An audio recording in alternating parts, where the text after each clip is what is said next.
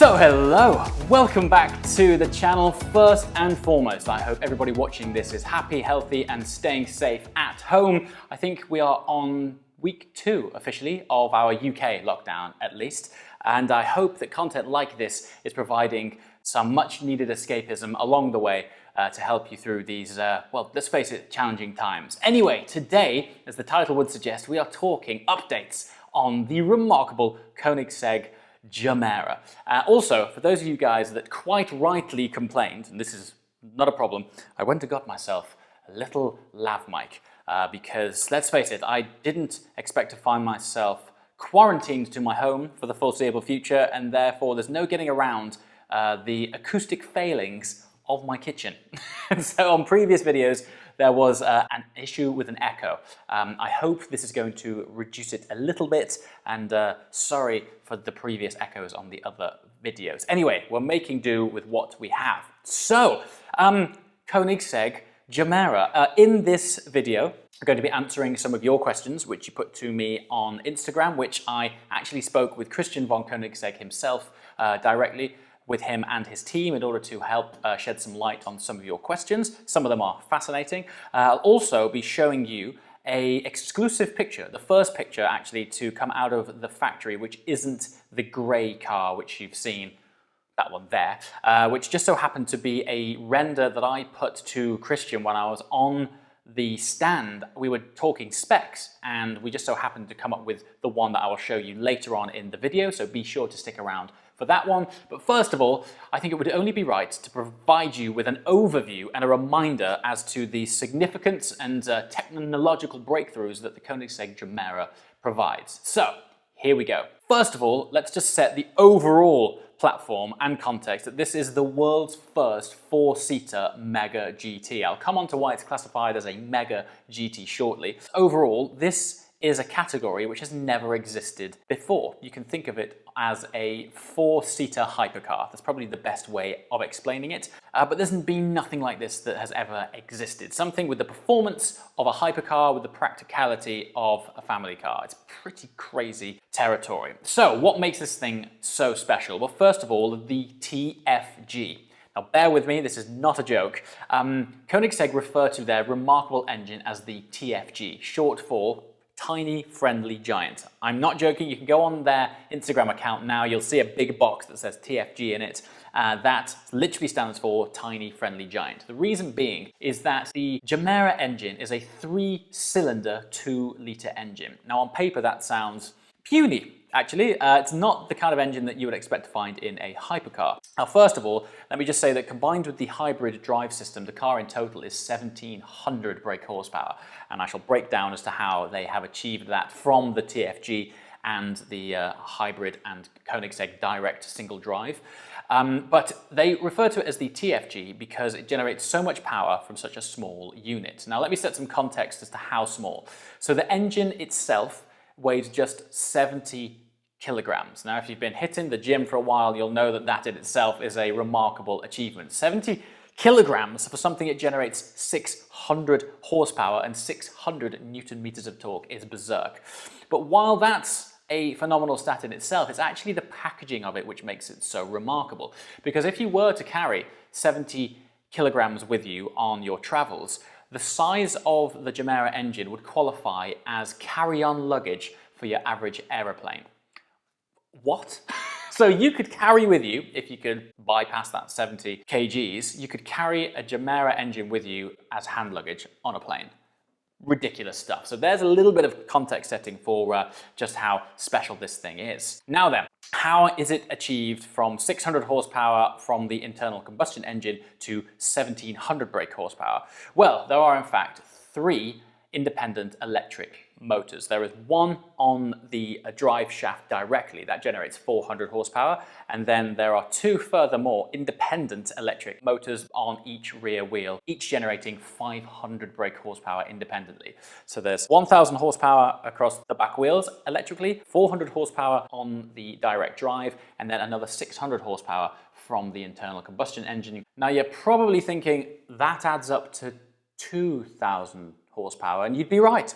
However, conventionally, you would assume that this was from loss of power perhaps through the transmission. But no, Koenigsegg being Koenigsegg, this is the reason that they gave me when I asked why it's a total of 2,000 horsepower on paper, but actually in the real world it's 1,700 horsepower. Their answer? The reason is that the power peaks of the different motors are not in the same speed range, and so they want to spread out the total combined power and torque curve because they've got no gears. So in short, Koenigsegg have programmed the power output to be 1,700 horsepower to make it work together with the complexities of the different motors. And because it is electrically assisted, there is of course a vast amount of torque, plus the fact that the three-cylinder engine is turbocharged. It's got 3,500 Newton meters of torque. If you're not familiar with Newton meters, that's over 2,000 pounds-feet of torque. Yeah, that's what allows this car to go from 0 to 60 in 1.8 seconds. And while that fact alone is mind-bending enough, this is the figure which really warps my mind. 0 to 125 miles an hour in under 5 seconds. Just process that 1 second. Stand still to 125 miles an hour with 4 people in around about 5 seconds.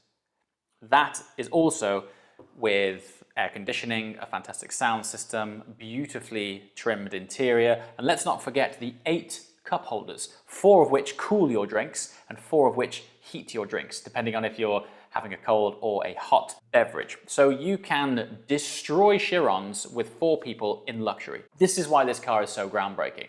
And then of course all of that power and traction goes through KDD, which is Koenigsegg Direct Drive. That is the single geared system which is found in the Koenigsegg Gemera. It's direct drive, it's single drive. There's not a conventional gearbox. It is more of a single geared transmission. If you want to know more about that, there is a link below to the Koenigsegg Gemera video which I filmed earlier this year. But yes, all of those elements combined is what makes this car a truly special and truly unique proposition, because there's nothing else out there that really exists or that you can kind of compare it to.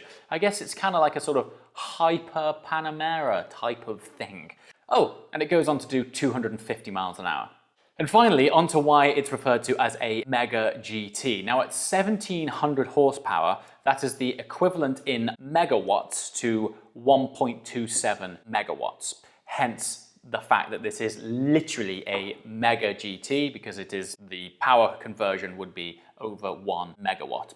So that's why it's called a Mega GT. You could just as easily refer to it as a Hyper GT or whatever you want, but they're the overviews. That's the sort of brain-scrambling foundational facts of what makes this car so special. So a little later on in this video, I'm going to be sharing with you a very early render, an official factory shared picture developed while we were on the stand at Geneva, and how we actually matched one component of the car with the shade of Christian von Koenigsegg's shoes that he was wearing on the day. So stick around for that. Anyway, we're now going to go on to answer your questions, which I spoke to the factory directly about, just to make sure that I was A, giving you the right answers, and B, cool to speak to the Koenigsegg factory on your behalf. So let's see what we've got here. Doors are massive. Is that a problem? Yes, the doors, you are right, they are absolutely huge. One of the reasons for the door being so big is that there is no B pillar within this car. When it's open, it is one massive carbon cave, a sort of vast aperture, as it were. Now, because this has seats in the back and no B pillar, it provides for much easier access into the car. But as a result, it is one massive dihedral door. But in actual fact, once the door is extended fully, it's only just over 2 meters tall. And now, speaking to Christian himself when I was filming this, he assured me that this will be compatible with at least 95% of underground car parks, because that's most of the questions I've seen surrounding the doors, just low hanging ceilings, which you typically find in underground car parks.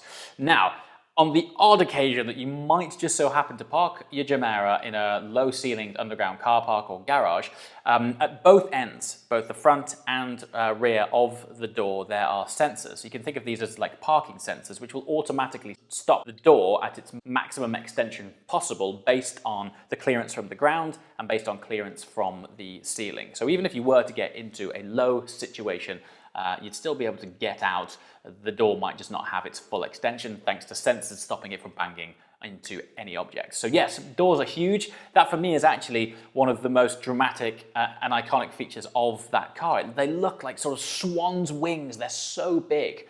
And I think that really adds to its style. So yes, just over 2 meters when extended. Interesting fact, because they have maintained the dihedral function, which has been synonymous with Koenigsegg door mechanisms, amazingly, it keeps the profile of the door so close to the car that you could actually park in much tighter gaps than you would be able to with more conventional doors. So that's actually a practical bonus. What else do we have? Isofix. Does it have Isofix? You say this is a practical 4-seater car. What about the kids? Yes, it does. It has Isofix all around. My son, when my car arrives, will be 3 years old, probably 3.5 the way the forecasted production is of this car, and we'll get around to it shortly, but not willing to stunt his growth by any means, but I would love to stick him in a baby seat in a Gemera if he still needs it when it turns up. So yeah, keep your eyes on that content. Hopefully I'll be able to share that with you, albeit in around about 2 years' time. Battery range. What is the electric-only driving range from a full charge? It's 50 kilometers on a full charge on electric power alone. You've got to remember this isn't an electric car, it's a hybrid car, and the hybrid and electrical elements of the car are there to assist it along with the internal combustion engine. So this is future-proofed in that you could drive it around town. I mean, I know in London you'd probably struggle to do 50k on your average driving day. But even if you were to run out of electric juice, you could turn on the engine and it would provide charge back to the battery pack. But yes, it's 50k on a full charge. This one I've been asked quite a lot. Why is it so long before the car arrives?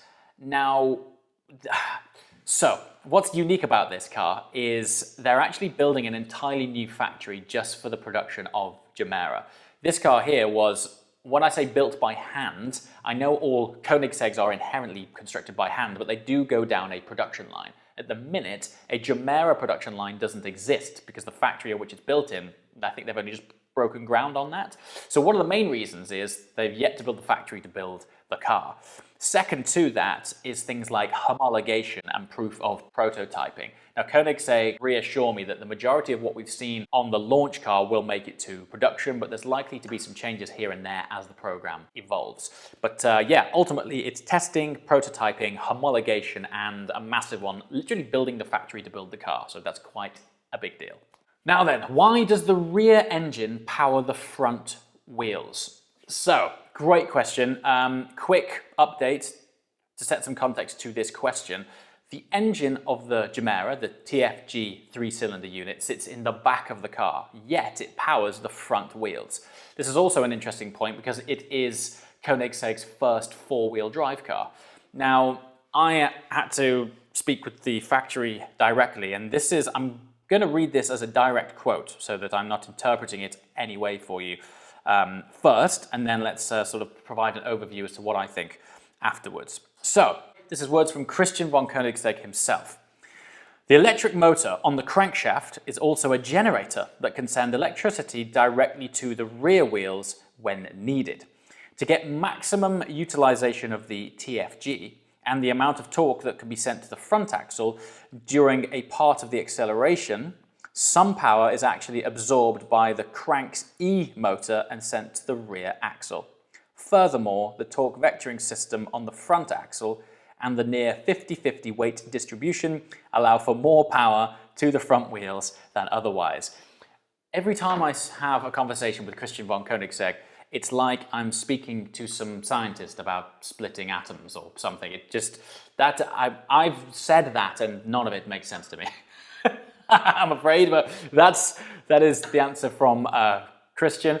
No, but seriously, the rear engine does drive the front wheels, but think about this. On a performance car, it makes more sense to allocate the majority of the torque to the rear rather than the front. So most of the electric power goes to the rear because that's where the majority of the instantaneous electric torque comes from. So it makes sense to send it to the rear for a more sporty supercar drive, on top of all of that technical craziness that Christian just said. Now, this is a question which you would never expect to hear from any other car. How do the seatbelts work? And if you haven't seen inside a Gemera, you're probably thinking, what kind of question is that? Well, going back to the chat earlier about this car not having a conventional B pillar, the B pillar is where seatbelts are housed. That's where they are connected to, and then they come from the B across your chest. Now, Gemera doesn't have a B pillar, so where do the seatbelts go? Well, Koenigsegg, being Koenigsegg, have pioneered a seatbelt system which fits inside their carbon fiber seats. It's housed within them. I believe it's a world first for a seat of this capacity. When I say that, they are also ultra lightweight seats. Most seats which would house that kind of tech would be around about 50 kilograms in weight. I believe that the Koenigsegg seats are less than half of that, including the seatbelt system as well.